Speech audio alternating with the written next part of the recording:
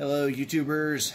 In this video I wanted to take a look at the performance impact of the different Dell thermal management settings inside of Dell Power Manager on the performance of the CPU using Cinebench to load it up. And in this video I'm running a 0.13 volt undervolt. And so I ran it a second ago and it scored 1094 on Cinebench. On the ultra performance setting, I'm going to run it again.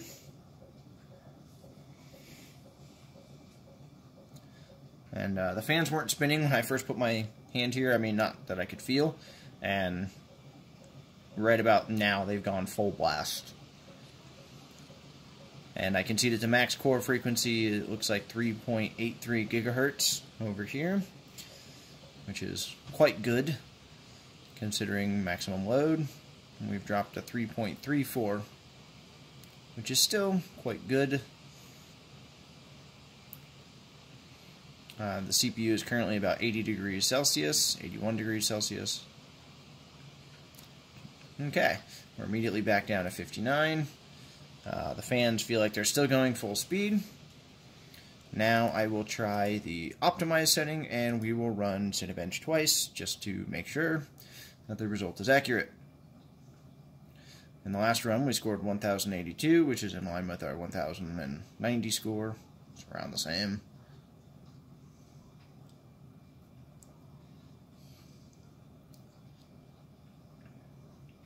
It has not throttled the CPU yet, but I can feel the air coming out of the back.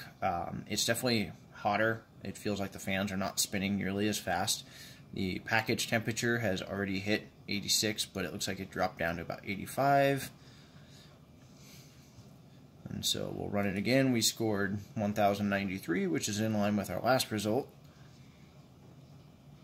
Package temperature immediately just hit 97, 90. The fans feel like they ramped up a little bit more, and they slowed back down, 86.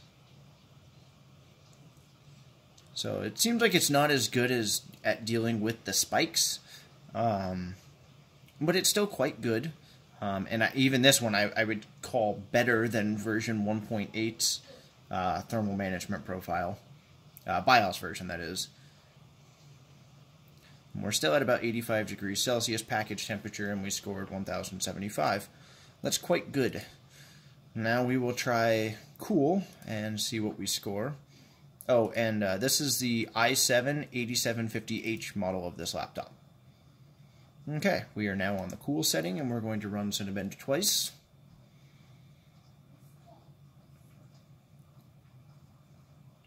Looks like CPU temperature is about 70 degrees Celsius, but I can see on the max core frequency we are throttling quite heavily to maintain that now.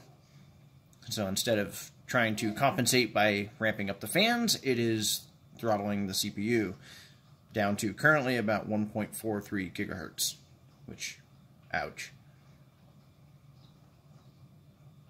Package temperature is 61 degrees. Fans are not really spinning. I gotta say, this is a dumb setting. This is really dumb. Like, the performance sucks. It still gets hot, just as hot as ultra performance, but the fans don't spin. Like, you're literally telling it, reduce my performance for no reason. This is dumb.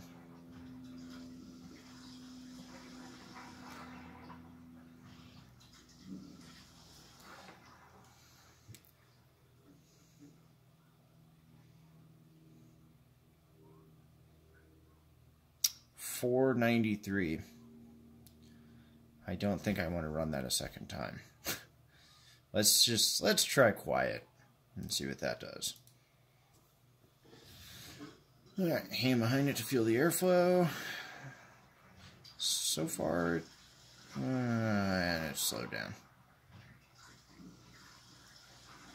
Okay, so the CPU temperature is still 61 degrees, and again, we are throttling heavily to try to maintain that temperature, and I feel like the fan speed is even less than it was before. I honestly can barely even tell that it's blowing. The only reason I know is I just feel my hand getting hot. I can't actually feel the airflow.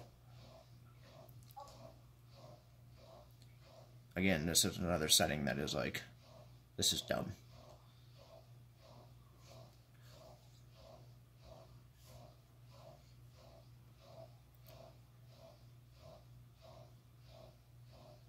And the reason I say this is dumb, in my opinion, is this is a gaming laptop. I mean, performance comes at the expense of heat and power consumption.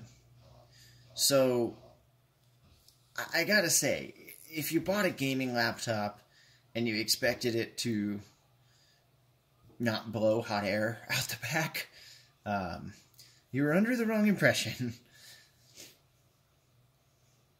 I will say I am very thankful that Dell actually listened to its customers, especially with last generation's model. And even though they were still selling it when they released the BIOS, they addressed customer concerns. We scored 451 that time. And I'm just really, really happy that Dell actually listened and gave us this ultra performance setting, because I'll run it one more time after doing the rest of them just so that you can see the massive difference that it makes.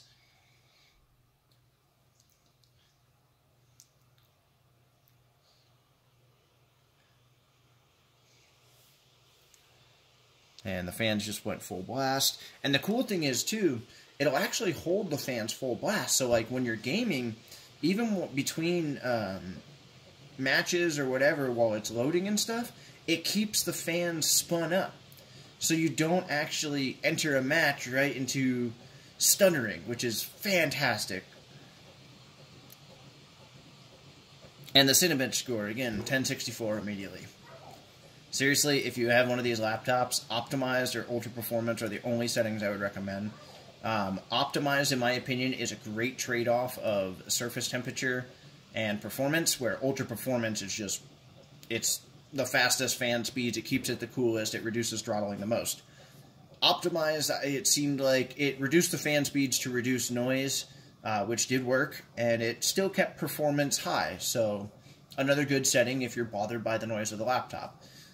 Cool and quiet, if you feel that you want to use those, you need a different laptop. This is not what a gaming system is for, but that's just my opinion. Anyways, I hope this video helps. I couldn't find a whole lot of information about the 1.9 BIOS and the difference that it makes. I haven't experienced BIOS 1.3. I bought this laptop January of 2019, so it came with 1.8, I want to say. I don't remember.